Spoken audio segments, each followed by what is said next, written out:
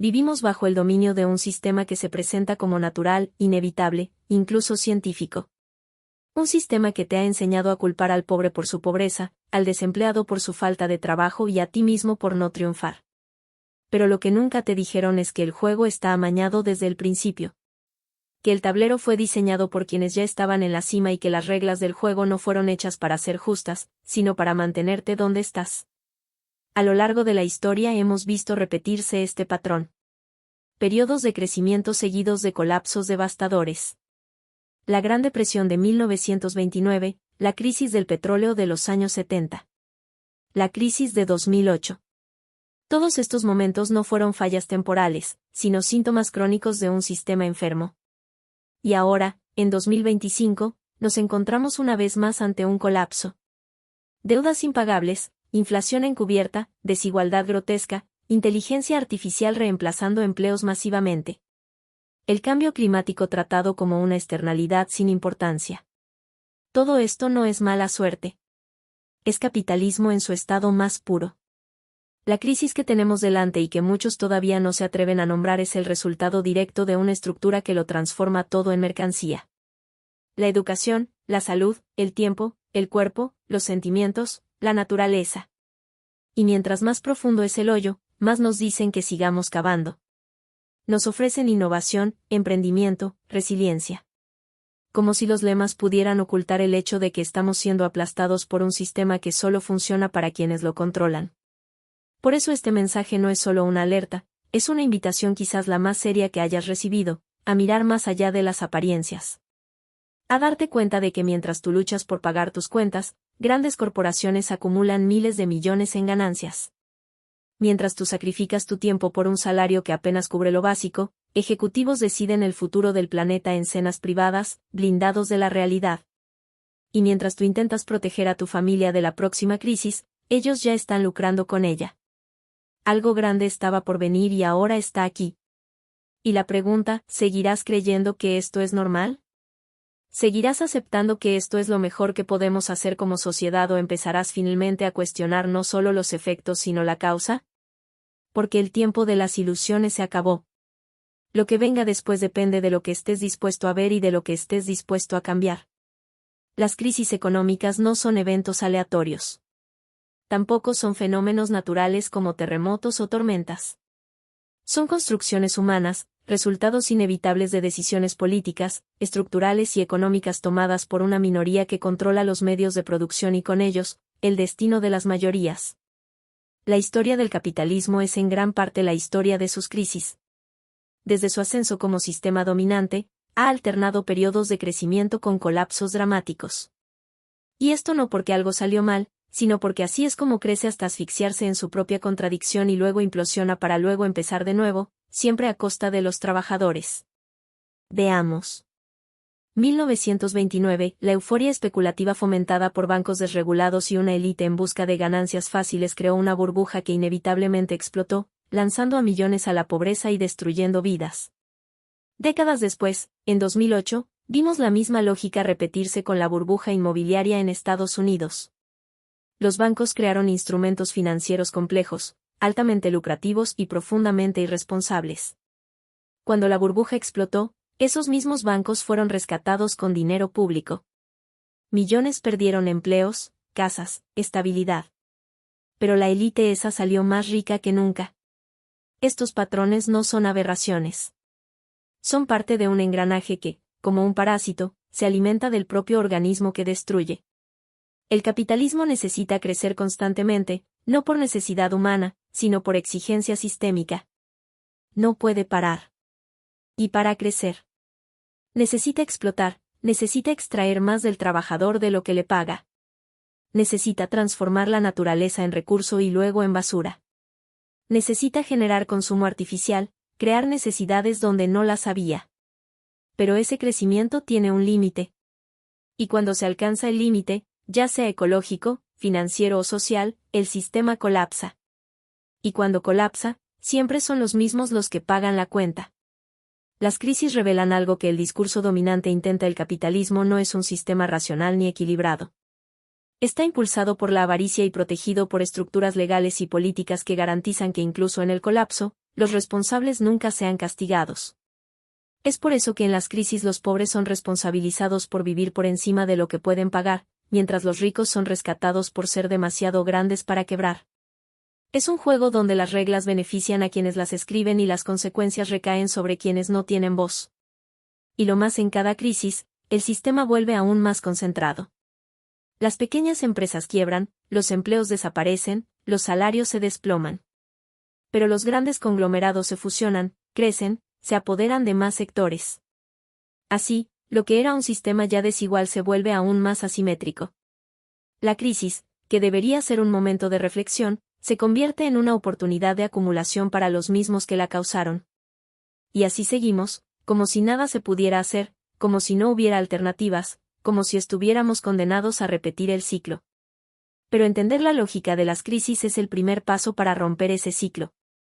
Porque una vez que se entiende que el colapso no es una excepción, es el producto natural de un sistema que vive del exceso, la explotación y la especulación, se vuelve imposible seguir creyendo que el problema es pasajero o que se resolverá con ajustes menores.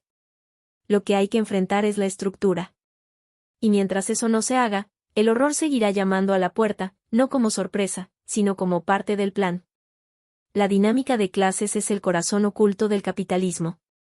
No porque sea un detalle más, sino porque todo gira en torno a quien trabaja, quien se apropia de lo producido, quien decide y quien obedece. En el sistema capitalista hay una división fundamental no solo entre ricos y pobres, sino entre quienes controlan los medios de producción y quienes no tienen otra opción que vender su tiempo y su energía a cambio de un salario. Esta relación no es neutral ni justa. Es estructuralmente desigual. Y es esa desigualdad la que se perpetúa en cada empresa, en cada ciudad, en cada país donde el capitalismo reina como única opción. Los trabajadores no se pagan según el valor que producen. Si fuera así, no existirían las ganancias. Se les paga con base en el mínimo que el sistema puede ofrecer para mantenerlos vivos, funcionando y obedientes. El resto se extrae, se transforma en ganancias y se acumula por quienes no produjeron nada directamente, pero se apropian de la producción por poseer capital. Esa es la esencia de la explotación. Y no se trata solo de un concepto abstracto. Está presente en el conductor de app que trabaja 14 horas al día y apenas puede pagar el alquiler, en el empleado de supermercado que gana el salario mínimo mientras el dueño de la cadena aumenta su patrimonio, en el profesor que trabaja 3 turnos mientras los fondos privados que controlan la educación ganan miles de millones. Esta explotación se normaliza con discursos de meritocracia, como si todo se resumiera al esfuerzo. Pero lo que recibe el trabajador promedio no es proporcional a su dedicación ni a su productividad. De hecho, cuanto más productivo es, más ganancias genera y más es explotado. Si el trabajador dobla su producción y su salario sigue igual, alguien se está quedando con esa diferencia. Y ese alguien no es quien se levanta a las 5 de la mañana. El sistema capitalista invierte lo quien más trabaja, menos decide. Quien menos trabaja, más poder acumula. La dinámica de clase se refuerza con la ideología. Nos enseñaron que somos colaboradores, emprendedores de nosotros mismos, socios de negocios, cuando en realidad, la distancia entre el dueño y el empleado sigue siendo abismal. El dueño puede despedir, cambiar la producción, cerrar la fábrica y mudarse de país. El trabajador solo puede aceptar o pasar hambre. Eso no es sociedad, es subordinación. Y lo peor, esa subordinación se repite todos los días, como si fuera normal, inevitable, natural. Pero la verdad es que esta estructura se construyó y todo lo que se construye puede ser deconstruido. La clase dominante depende de que los trabajadores permanezcan divididos, desinformados y demasiado ocupados para darse cuenta del juego. Pero cuando la clase trabajadora se une, entiende su fuerza y comienza a cuestionar la organización del trabajo. El sistema tiembla porque no sobrevive sin nuestra obediencia. Y esa obediencia comienza a derrumbarse cuando vemos la realidad como es. Una pirámide sostenida por millones que cargan sobre sus espaldas los privilegios de unos pocos. Reconocer la dinámica de clases no es promover el odio, es promover la lucidez. Es entender que la desigualdad no es un fallo temporal. Es un engranaje central del sistema.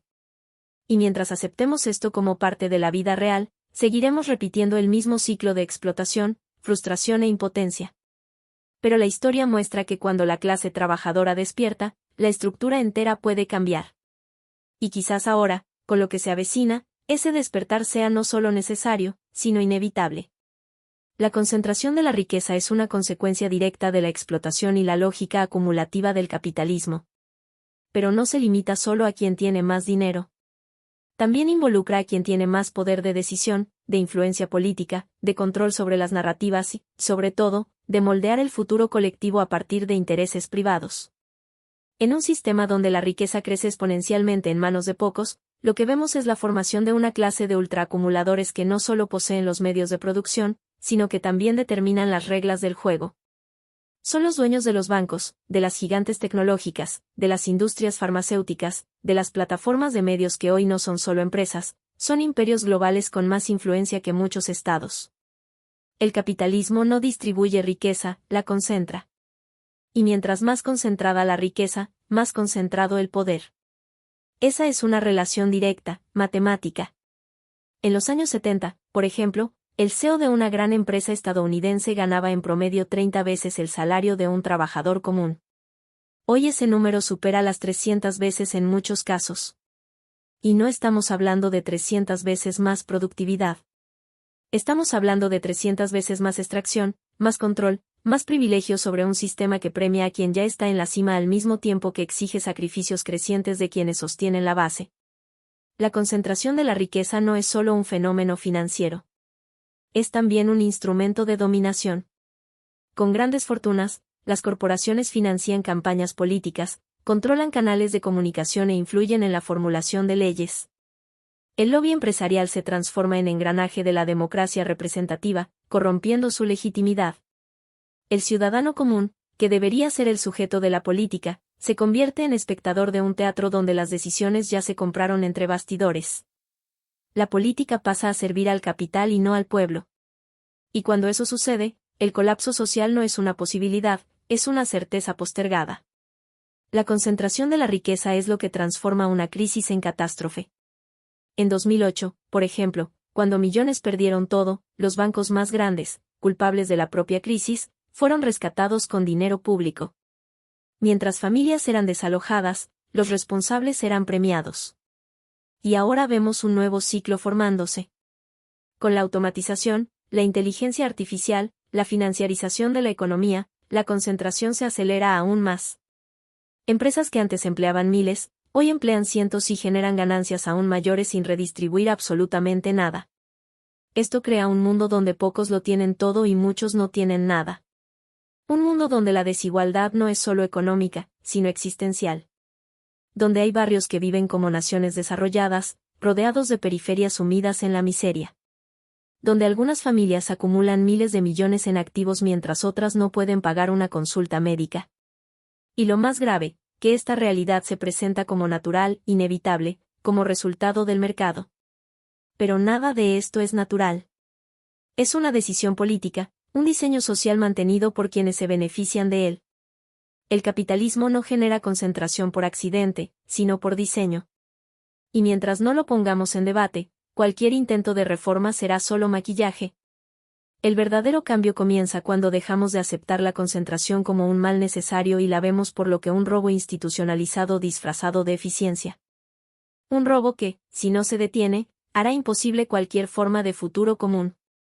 Las fallas del capitalismo no son puntuales ni simples desviaciones que se corrijan con ajustes técnicos o reformas superficiales. Son fallas de origen, arraigadas en la propia lógica del sistema. El capitalismo se sostiene en la creencia de que el mercado es el mejor distribuidor de recursos, de que la competencia genera innovación y de que el interés individual produce naturalmente el bien colectivo. Pero la realidad que vivimos y que empeora cada década desmiente estas premisas cruelmente. Lo que vemos no es eficiencia, sino desperdicio. No es equilibrio, sino colapso climático, social y moral. El mercado, lejos de ser un árbitro neutral, es una máquina que premia la avaricia castigando cualquier valor que no pueda ser monetizado. Vivimos en una sociedad donde la producción de riqueza no significa bienestar colectivo, al contrario, mientras más riqueza se genera, más desigual se vuelve el mundo y esto no es una contradicción temporal, es el motor del propio sistema. La ganancia exige bajos costos. Bajos costos significan salarios bajos, recorte de beneficios, eliminación de derechos. También exige ignorar los daños ambientales, externalizar responsabilidades, privatizar lo público y tratar todo como mercancía, desde el agua hasta la educación, desde la vida misma hasta la salud mental. Esta es la falla fundamental del capitalismo. No puede ver valor en nada que no genere un retorno financiero inmediato y por eso es estructuralmente incapaz de lidiar con lo que realmente es esencial. Además, el sistema se protege con narrativas. Una de las más poderosas es la de la libertad individual. Nos dicen que vivimos en un mundo de opciones, pero ¿qué tipo de libertad existe cuando las opciones son entre pasar hambre o aceptar un trabajo precario? ¿Entre pagar el alquiler o comprar medicamentos? La libertad en el capitalismo es en la mayoría de los casos, un privilegio comprado e incluso para quienes logran ascender el sistema impone una ansiedad constante, competencia tóxica, aislamiento, miedo a caer porque caer en este sistema significa ser descartado, como muchos lo son a diario. Otro punto ignorado por las defensas del capitalismo es su incapacidad de autorregularse. Las crisis que produce, financieras, ecológicas, sociales no son corregidas por el propio mercado. Al contrario, siempre es el Estado el que debe intervenir para salvar al sistema de sí mismo. Pero irónicamente, ese mismo Estado es constantemente atacado por los defensores del mercado que quieren menos regulación, menos impuestos, menos límites al mismo tiempo que exigen rescates, subsidios y protección. Cuando el sistema colapsa, el capitalismo depende del Estado que dice rechazar. Es un parásito de la estructura pública, aunque la desprecie. Y quizás la falla más profunda de todas sea moral. El capitalismo naturaliza la indiferencia, enseña que el fracaso individual es culpa del individuo, que el sufrimiento de los demás no es asunto suyo, que la empatía es debilidad y la solidaridad es atraso. Crea una sociedad donde el valor de una vida depende de su productividad y donde quien no puede seguir el ritmo, niños, ancianos, enfermos, pobres es visto como una carga. Esto no es progreso, es barbarie con tarjeta de crédito. Por todo esto, lo que está sucediendo ahora, el horror que comienza a manifestarse no es sorpresa. Es el resultado lógico de décadas de decisiones moldeadas por intereses privados con la complicidad de gobiernos e instituciones que dejaron de servir al público para servir al capital. Y mientras esta lógica permanezca intacta, no habrá futuro viable. Solo una sucesión de crisis, colapsos y cicatrices hasta que se decida romper. Porque la falla no está en los detalles. La falla está en el sistema. Sí, existe una salida, pero requiere que dejemos de buscar soluciones dentro de la misma lógica que creó el problema. El capitalismo, con todas sus fallas, intenta presentarse como el único camino posible. Como si cualquier intento de hacer algo diferente fuera automáticamente ineficiente, ingenuo o utópico. Esta idea de que no hay alternativa es una de las herramientas más poderosas de control ideológico que el sistema produce. Pero es falsa. Hay alternativas. Y una de las más urgentes y prometedoras es la democratización de la economía a través de las cooperativas de trabajadores y la democracia en el lugar de trabajo. Contrario a lo que muchos piensan, las cooperativas no son experiencias marginales o románticas. Existen, funcionan y prosperan en diferentes partes del mundo. Mondragón, en el País Vasco, es un ejemplo clásico. Un conglomerado con decenas de empresas, miles de trabajadores, donde no hay dueños externos que se apropien de las ganancias. Los propios trabajadores son los propietarios. Eligen a sus gerentes, deciden colectivamente sobre el rumbo de la empresa y reparten de forma justa los frutos del trabajo. Los salarios más altos no superan un múltiplo pequeño en relación con los más bajos. Y la estabilidad en el empleo es una prioridad real, no un discurso vacío. Y lo más importante, estas empresas son eficientes, compiten en el mercado, innovan, crecen, pero lo hacen sin sacrificar a las personas en el altar de las ganancias. La democracia en el trabajo no es solo una idea justa, es una idea inteligente. Un trabajador que participa en las decisiones de la empresa tiene más motivación, más responsabilidad y más sentido de pertenencia. Un ambiente donde todos tienen voz tiende a ser más creativo, más sostenible, más resiliente y sobre todo, más ético. Porque cuando las decisiones son tomadas por quienes serán directamente afectados por ellas, hay más probabilidad de que estas decisiones respeten la dignidad humana. Lo que falta no es viabilidad. Lo que falta es voluntad política e imaginación colectiva para romper con la lógica de que el trabajo debe ser un espacio de sumisión y alienación. Además de las cooperativas, existen los presupuestos participativos, los bancos comunitarios, las monedas sociales, los sistemas de comercio justo. maneras concretas de reorganizar la economía para que sirva a la gente y no al revés. Cada una de estas iniciativas, por pequeña que parezca, es una semilla de transformación y juntas apuntan a un modelo de sociedad donde la economía es una herramienta, no el objetivo final. Donde la producción satisface las necesidades reales, no los deseos creados por el marketing. Donde el éxito no se mide por la acumulación sino por el bienestar colectivo. La gran mentira del capitalismo es que es inevitable. Pero la historia demuéstralo, todos los sistemas cambian, todos los imperios caen y todos los modelos que se niegan a escuchar las voces de abajo terminan siendo tragados por ellas. Lo que necesitamos ahora no es una nueva versión del viejo sistema, sino una nueva imaginación política y económica. Una que ponga la vida en el centro, que entienda el trabajo como una expresión de dignidad, que trate el planeta como nuestro hogar común y que rechace con todas sus fuerzas la lógica de que unos pocos decidan el destino de muchos. Esta transformación no vendrá de arriba. Nunca lo ha hecho. Nace de debates como este, de decisiones cotidianas, de grupos que se organizan, experimentan, resisten. Porque el cambio estructural comienza cuando dejamos de preguntarnos si es posible y empezamos a actuar como si fuera inevitable. Porque ante lo que se avecina, el verdadero riesgo no es intentar algo nuevo. El verdadero riesgo es seguir aceptando lo viejo como si fuera el único camino. Hemos llegado a un punto de la historia en el que seguir ignorando la raíz del problema ya no es una opción. Lo que tenemos delante no es solo una crisis más. Es el resultado lógico de un sistema que lo ha convertido todo en mercancía, que ha concentrado el poder en manos de pocos y que nos ha convencido de que esto es normal. Pero no lo es. Nunca lo fue. Y ahora, con la tormenta acercándose, una tormenta de desigualdad extrema, colapso climático, precarización del trabajo y erosión social, ya no basta con sobrevivir. Hay que despertar. El capitalismo no es una fuerza de la naturaleza, es una construcción humana. Y todo lo que está construido puede ser transformado. Pero esa transformación exige lucidez, valentía y sobre todo, acción colectiva. Tenemos que dejar de esperar a que los responsables de este modelo lo arreglen. No lo harán, porque ellos se benefician de él. El cambio empieza en nosotros, en la forma en que pensamos, consumimos, nos organizamos, trabajamos y principalmente, en cómo entendemos el mundo que nos rodea. Por lo tanto, mi mensaje es claro. No aceptes el sufrimiento como inevitable. No aceptes la injusticia como parte del juego. No aceptes la narrativa de que no hay salida. La hay. Y empieza con el conocimiento crítico, con la construcción de alternativas locales, con el apoyo a modelos económicos solidarios y con la valiente decisión de dejar de sostener una estructura que destruye lo más valioso que nuestra dignidad, nuestro tiempo y nuestra capacidad de soñar con un futuro mejor. La hora es ahora.